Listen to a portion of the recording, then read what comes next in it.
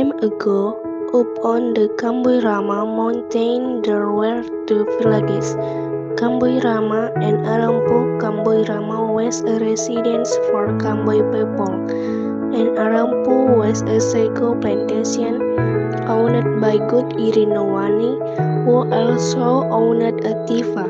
Whenever the tifa is played, the Kambui people would gather. Every day the Kambui women would go to Arampu to cut sago for their meals. As time passed by, the sago trees were becoming stronger. Good Irinowani got really angry. Get out of here. Don't just cut bakso and plan. Because they were scared, the Kambui people moved to the coastal area and named themselves Tanduayevi. However, upon the mountain, there still lived a couple of husband and wife, Irimami and Isorai.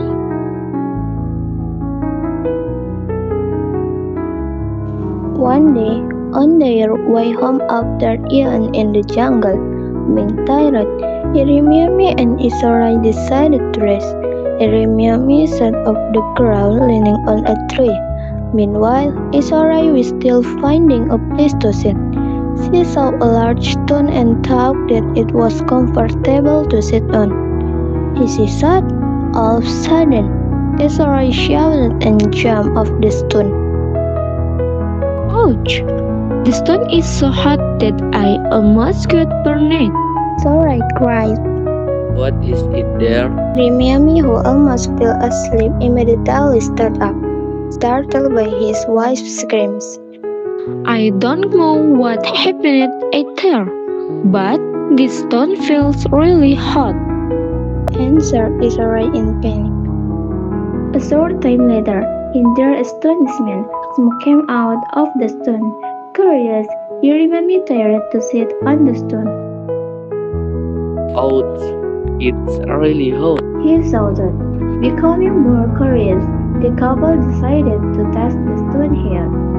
How if we put this Venetian on that stone? Said Irimami. Let's just try, dear. Answered Isorai. Exquisite smell came from the burning meat. As it was ready, they ate them up. What a delicious piece of meat. This meat is so delicious.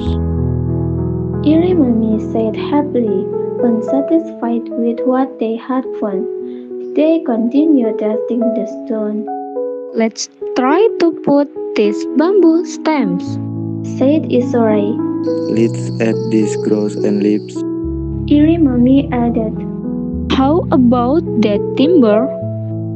Shouted Isorai. Day by day, they kept on testing the stone. One break day, they gathered more grasses and put them on the stone.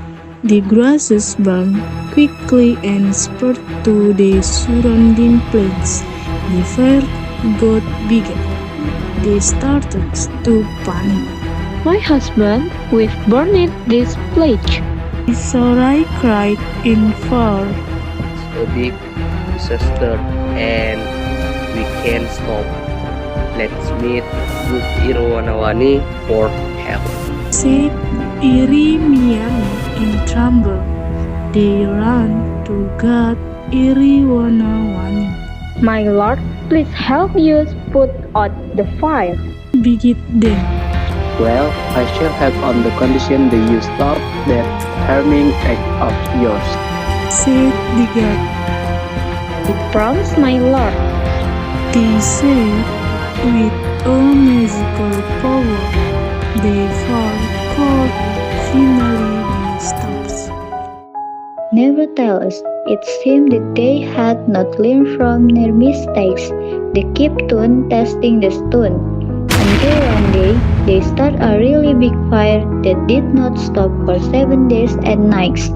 They were really terrified and could not do anything but ask God Irawanawani for help. Finally, the sons of the Tiba were heard again after a long time. All Rendezvous people ran to Camboy Mountain, witnessed the burning forest which was again successfully extinguished by God Irawanawani. On the mountain, Iramiami and Isri finally told the story of the Holy Stone. The following day, all Rendezvous people come back to the mountain bringing food items.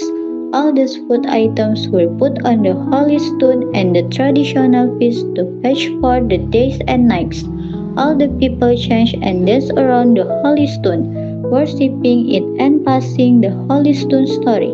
People of Papua, particularly those of the Yapen Islands, since the fire stone hitherto, the stone has become a sacred stone that they worship annually.